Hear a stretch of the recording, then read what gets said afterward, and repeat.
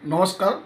প্ৰথমতে মই বিৰোধী দলৰ উপ-সভাপতি যোৰহাট সমষ্টিৰ MP আৰু প্ৰাক্তন মুখ্যমন্ত্ৰী তৰুণ গগৈৰ পুত্ৰ গৌৰৱ গগৈ ডাঙৰীয়াক অশেষ অভিনন্দন জনাইছোঁ। তেওঁ যাতে কংগ্ৰেছ দলৰ নতুনকৈ সভাপতিৰ দায়িত্ব লৈছে আৰু তেওঁ যাতে কংগ্ৰেছ দলটোক আগন্তুক সময়লৈকে আগুৱাই লৈ যায় আৰু যিবিলাক আমাৰ অসমৰ জ্বলন্ত সমস্যা আছে, যিবিলাকে চৰকাৰে বেয়া কাম কৰি আছে, সেই কথাবিলাক যাতে মানুহৰ মাজত সোমাই ল'ব পাৰে, তাকে গৌৰৱ গগৈৰ ওচৰত প্ৰাৰ্থনা কৰিছোঁ। কিন্তু প্ৰথম কথা হ'ল, যিমান মানুহে সমালোচনা কৰি আছে যে গৌৰৱ গগৈ এই পদটো কিয় পালে, যে তেওঁ বিশেষকৈ বিজেপিয়ে তেওঁৰ বিষয়ে বহুত সমালোচনা কৰি আছে, যিহেতু এই পদটো কিয় পালে প্ৰাক্তন মুখ্যমন্ত্ৰী তৰুণ গগৈৰ পুতেক হোৱাৰ কাৰণে পালে। কিন্তু মোৰ অপিনিয়ন অফ ভিউটো সেনেকুৱা নহয় যে গৌৰৱ গগৈ যিটো অসমৰ সভাপতিৰ পদটো পালে, তো মই ভাবোঁ তেওঁৰ যিটো টেলেণ্ট, তেওঁ যিটো আমি যোৱা 10 বছৰত তেওঁ যিবিলাক কথা শুনিছোঁ লোকসভাত, তেওঁ যিবিলাক ভাষণ দিছে, বাইক দিছে, তো সঁচাকৈ মানে মানুহ আমাৰ অসমতে নহয়, তেওঁ এটা ইণ্ডিয়ান লেভেলত, নেশ্যনেল লেভেলত তেওঁ এটা লিডাৰ হ'বলৈ সক্ষম হৈছে। তো তেওঁ এইটো নিজৰ টেলেণ্টত তেওঁ আজি এই পদটো পাইছে। কিন্তু ইয়াৰ লগতে আমি ভূপেন বৰা ডাঙৰীয়াকো অভিনন্দন জনাব লাগিব, কাৰণ ভূপেন বৰা ডাঙৰীয়াই যোৱা 4 বছৰ কংগ্ৰেছ বিজেপিৰ যিটো আগ্ৰাসী ৰূপ, বিজেপিয়ে যিটো হিচাপত মানুহৰ মাজত সোমাই গৈছে, যিটো হিচাপত তেওঁলোকৰ আগ্ৰাসী ৰূপতো যে ভূপেন বৰাই হয়তো ছাকচেছ নহ'ব পাৰে, তেওঁ হাৰিব পাৰে ইলেকশ্যনবিলাকত, কিন্তু যিখিনি কষ্ট কৰিছে, যিমানখিনি কাম কৰিছে, ইয়াৰ কাৰণে ভূপেন বৰা ডাঙৰীয়াকো আমি ধন্যবাদ দিব লাগিব, তেওঁ এজন ভাল কংগ্ৰেছৰ সৈনিক হিচাপত। কিন্তু যি কি নহওক, এতিয়া বৰ্তমান সময়ত মই গৌৰৱ গগৈৰ বিষয়ে অলপ ক'বলৈ বিচাৰোঁ। তেওঁ যিহেতু বৰ্তমান সভাপতি, আৰু গৌৰৱ গগৈৰ বিষয়ে আমি ৰিচেণ্টলি আজি 6 মাহমান ধৰি এটা কথা শুনি আহিছোঁ, কিন্তু কোনো ধৰণৰ ভিডিঅ' বনোৱা নাই, কোনো ধৰণৰ কথা কোৱা নাই।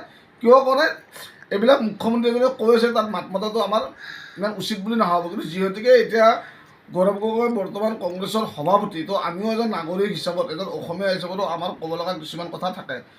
তো মুখ্যমন্ত্ৰীয়ে যিকেইটা কুৱেশ্যন কৰি আছিল, যে তেওঁৰ মিছেছৰ ওপৰত, তেওঁৰ ল'ৰা ছোৱালীৰ ওপৰত বা তেওঁৰ নিজৰ ওপৰত, তো মই ভাবোঁ এতিয়া অকল গৌৰৱ গগৈ হৈ থকা নাই, তেওঁ কংগ্ৰেছৰ এটা মেইন মানুহ, তেওঁতো নিজাকৈ স্পষ্টকৈ এই উত্তৰকেইটা দিব লাগে। যে আৰু বিশেষকৈ আমি দুটামান কথা শুনাব পালোঁ যে তেওঁৰ ল'ৰা ছোৱালী বৰ্তমানে ইণ্ডিয়ান নাগৰিক নহয়, কিন্তু এইটো সঁচাকৈ আইনীভাৱে কি হয় কি নহয় নাজানো। কিন্তু মই এজন অসমীয়া হিচাপত এটা কথা ভাবোঁ বা ক'ব বিচাৰোঁ যে যিহেতুকে গৌৰৱ গগৈ এটা প্ৰাক্তন মুখ্যমন্ত্ৰী, যিয়ে অসমত 15 বছৰ চৰকাৰ মুখ্যমন্ত্ৰী আছিল, যে অসমখনৰ বহুত চেঞ্জিং কৰি দিছিল। আমি 2001 চনৰ আগৰ অসমখন কি আছিল আৰু 2001 চনৰ পিছৰ অসমখন কি হ'ল আমি চকুৰে দেখিছোঁ। যিমান সমস্যা আছিল, উগ্ৰপন্থী সমস্যা হওক, মানুহৰ দৰমহাৰ সমস্যা হওক, গৌৰৱ গগৈ আমাৰ প্ৰাক্তন মুখ্যমন্ত্ৰী তৰুণ গগৈ ডাঙৰীয়াই বহুত ভাল কাম কৰিছে অসমত।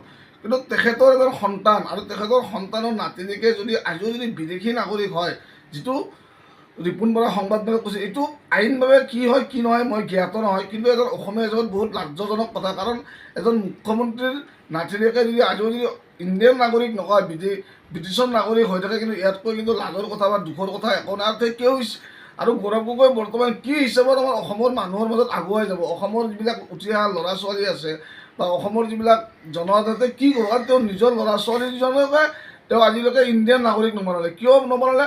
হয়তো তেওঁ ভাবে যে ইণ্ডিয়াত তেওঁ চিকিউৰ ফিল নকৰে বা ইণ্ডিয়াত থাকি হয়তো ভাল নহ'ব, তো অসমত থাকি হয়তো ভাল নহ'ব। তেতিয়াহ'লে তেওঁ অসমত পলিটিক্স কৰি অসমৰ মানুহক কি মেছেজ দিব, অনাগত দিনত তেওঁ অসমৰ মানুহক কি মেছেজ দিব, যে এনেকুৱা ধৰণৰ কেনেকুৱা মেছেজ কৰিব যে আপোনালোকৰ ল'ৰা ছোৱালী অমুক কৰিম তমুক কৰিম, তো নিজৰ ল'ৰা ছোৱালীকেইটাই তেওঁৰ ইণ্ডিয়ান নাগৰিক নহয়। তো এইটো আমাক গৌৰৱ গগৈ নিজেও অলপ এইটো মুখ্যমন্ত্ৰী ডাঙৰীয়াই ইমান দিনে এই প্ৰশ্নটো উঠাই আছে, কিন্তু মুখ্যমন্ত্ৰী ডাঙৰীয়াৰ প্ৰশ্নটো যি সঁচা হয়, এইটো তেওঁলোকৰে দলৰ জ্যেষ্ঠ নেতা ৰিপুণ বৰাই এইটো স্পষ্ট কৰি দিছে। তো আইনীভাৱে কি হয় নাজানো, কিন্তু তেওঁ নিজেও ভাবি চোৱা উচিত, যিহেতুকে তেওঁ অসমত ইণ্ডিয়াত পলিটিক্স কৰিছে, তেওঁ এজন প্ৰাক্তন মুখ্যমন্ত্ৰীৰ ল'ৰা হয়, তেওঁৰ নাতিনীয়েককেইটা ইণ্ডিয়ান চিটিজেন হ'ব লাগে নে নালাগে, এইটো হ'ল মোৰ ফাৰ্ষ্ট কথা।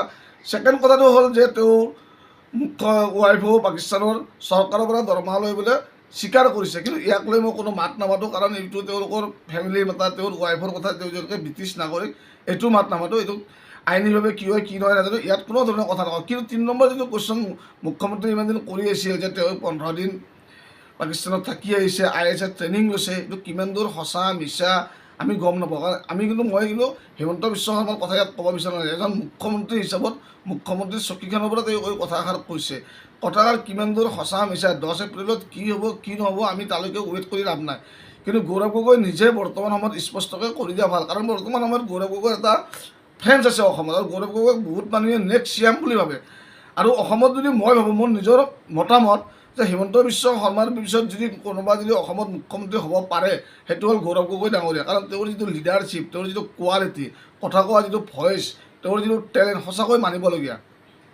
তো এইখিনি সময়ত তেওঁ যদি ধুনীয়াকৈ আগুৱাই যায় আৰু অসমৰ মানুহখিনিক যদি তেওঁ লগত লৈ যাব পাৰে, মই ভাবোঁ অনাগত দিনত তেওঁ কিমানখিনি ছাকচেছ হয় মই নাজানো 26 চনত, কিন্তু মই জানো 26ৰ পিছত তেওঁ 100% ছাকচেছ হ'ব। কাৰণ সকলো বস্তুৰে এটা এক্সপাইৰী ডেট থাকে আৰু বৰ্তমান সময়ত বিজেপি গভৰ্ণমেণ্টখনে কি ভাবিছে কি ভাবা নাই মই গম নাপাওঁ, কিন্তু যিখিনি আমাৰ জেনেৰেল পাব্লিক মানে মিডিল ক্লাছ ফেমিলি, তো হয়তো তেওঁলোকে এটা এনেকুৱা কথা ভাবি আছে যে ভোটটো বিজেপিত পৰিবই, এটা একদম এনেকুৱা নিশ্চিত হৈ আছে। কিন্তু মই ভাবোঁ কথাটো সেনেকুৱা নহয়। কাৰণ মিডিল চাম মানুহ যিটো মানে আপোনাৰ যিবিলাক ধৰক সৰু সুৰা বিজনেছ কৰি খাই আছে, কোনোবা গাড়ী চলাই খাই আছে, কোনোবা দোকান দি খাই আছে, যিবিলাক সৰু সৰু ক্ষুদ্ৰ ব্যৱসায় মিডিল ক্লাছ, তেওঁলোক কিন্তু বিজেপিৰ ওপৰত বহুত নাৰাজ। কাৰণ তেওঁলোকে আজিলৈ চলিব পৰা নাই, কিন্তু ঘৰ সংসাৰ ফেমিলি চলিব পৰা নাই। কাৰণ ৰাস্তা দুটা হ'লে, ৰাস্তা ঘাট হ'লে উন্নয়ন, সঁচা কথা উন্নয়ন যদি বুজায়, এখন ফ্লাইঅভাৰ হ'লে যদি উন্নয়ন বুজায়, মই নাজানো যে কেনেকুৱা ধৰণৰ উন্নয়ন। কাৰণ মানুহৰ আজি যদি 20,000 টকা ইনকাম কৰি 1 টকাও জমা নাথাকে, মানুহে এতিয়া খাবলৈ আকৌ চিন্তা কৰিব লগা হৈছে। এনেকুৱা ধৰণৰ চিটুৱেশ্যন আহি পৰিছে মিডিল ক্লাছ মানুহৰ কাৰণে। অকল ৰাস্তা ঘাট বা ফ্লাইঅভাৰে উন্নয়ন নুবুজায়, মানুহৰ জীৱনতো উন্নয়ন হ'ব লাগিব, ডেভেলপ হ'ব লাগিব।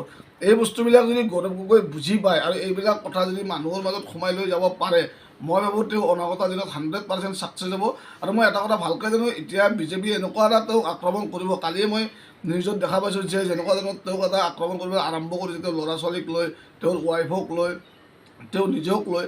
তো মই ভাবোঁ তেওঁ নিজে এখন সংবাদমেল পাতি তেওঁ স্পষ্টীকৰণ দিয়া ভাল যে এনেই উল্টা পাল্টা কথা কৈ থাকি লাভ নাই, যে নৰেন্দ্ৰ মোদীও পাকিস্তান গৈছে আৰু কোনোবা গৈছে, মুখ্যমন্ত্ৰী বাংলাদেশ গৈছে। তো তেওঁৰ ওপৰত যিকেইটা 3টা অভিযোগ আছে, 2টা অভিযোগটো অলৰেডি মুখ্যমন্ত্ৰীয়ে কোৱাটো সঁচা হৈয়ে গ'ল।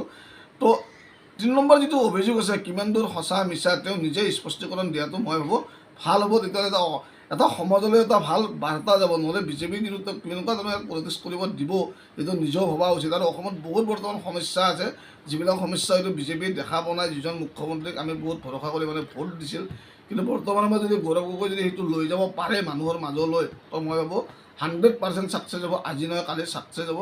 তো মই লাষ্টত আকৌ এবাৰ কওঁ যে গৌৰৱ গগৈক যে আপুনি মানুহৰ মাজত যাওক।